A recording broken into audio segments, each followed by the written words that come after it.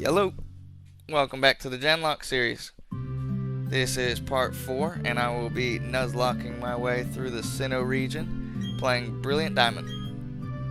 The Pokemon used in the previous gens to beat the Elite Four are unavailable as encounters, and my total death counter so far is 18. Add in 2 for over leveling, and that brings the score to a nice round 20. But I'm looking to get my first clean run of the series, so wish me luck. Draco Bird and I take turns picking starters, and since I picked first in the home region, that means that this gen I get whichever starter goes unpicked. Unexpectedly, I get Chimchar. Not that the other two options are bad, I just didn't expect Chimchar to drop to the bottom. And this particular one has an adamant nature, so I am not complaining. After Professor Rowan lets us keep Chimchar, I name him Berserk Gorilla. Since I can buy Pokeballs already, I buy a few so I can catch my Route 201 encounter, Raid Raptor. After that, Dawn, who I keep wanting to call May, gives me a few more Pokeballs before my first trainer battle. To be honest, I really wasn't expecting much resistance this early on, so I didn't waste time leveling up before the first fight. I just kind of went for it. And after almost losing my starter to trainer number 1, I decided it's time to go do some leveling up. And while I'm out doing that, I get my Route 202 encounter, which is Shinx, which is awesome because that brings an early game Intimidate to the team. So welcome, Hawk Chimera. Not as exciting but seemingly inevitable is the Bidoof encounter, Nimble Beaver, which now that I'm recording this, I'm not 100% sure that is a legitimate encounter since technically I found Berserk Gorilla at Lake Verity. At the end of the day, it is a Bidoof encounter, so does it even matter?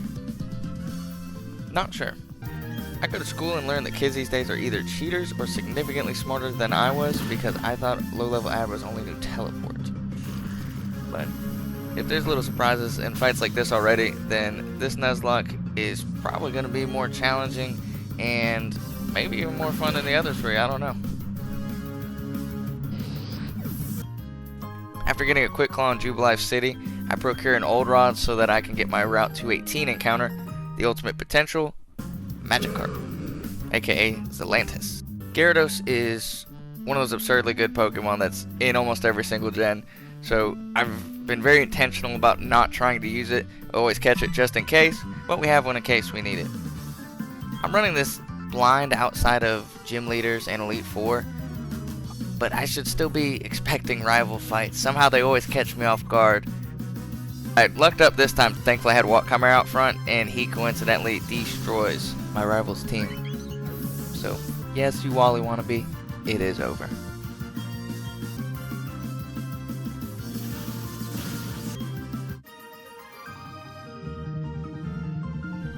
After Draco Bird takes off running, I prep for the first gym by trying to maximize my encounters. Route 203 gives Psyframe. On Route 204, I catch a Zubat named Metabat. Scratch that. I meant Ravage Path. I caught Ubel the Zubat. Then Grand Marg the Geodude, followed by Onyx, aka Block Dragon, from the Ouroboros Mine. And unfortunately, none of those were the encounters I was hoping for that would give me a huge leg up in the first gym battle against Roark here, but that just means I have less room for error, and any mistakes I do make will probably cost me severely.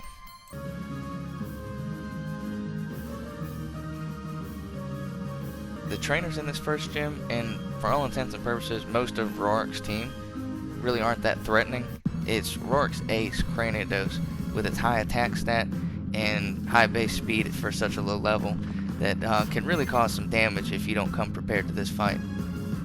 My game plan for Cranidos is quite simply to beat him before he even gets to the field.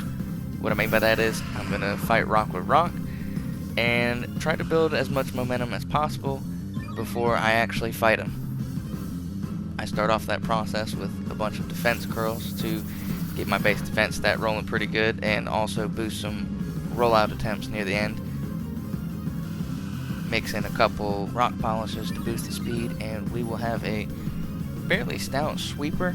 If something goes wrong in this process and either Geodude or Onyx crits us in this process before we can potion back up to full health, or we make it to Cranidos and we miss a rollout or something, then my team's rock ground weakness is going to become very apparent very quickly, and I don't know if we'll be able to recover from something like that, but hopefully it'll all just work out. I know it's not the most reassuring plan ever, but that's what we have to work with. And it's going pretty good up until the point where Grandmark here gets a critical hit, which sounds like a good thing, except it gets Onyx low enough to faint on the first rollout, which is unfortunate because I was hoping to kill it with the second and have a chance at one-shotting Cranidos when it comes out, but that's not the case. Roark sends out my favorite fossil Pokemon,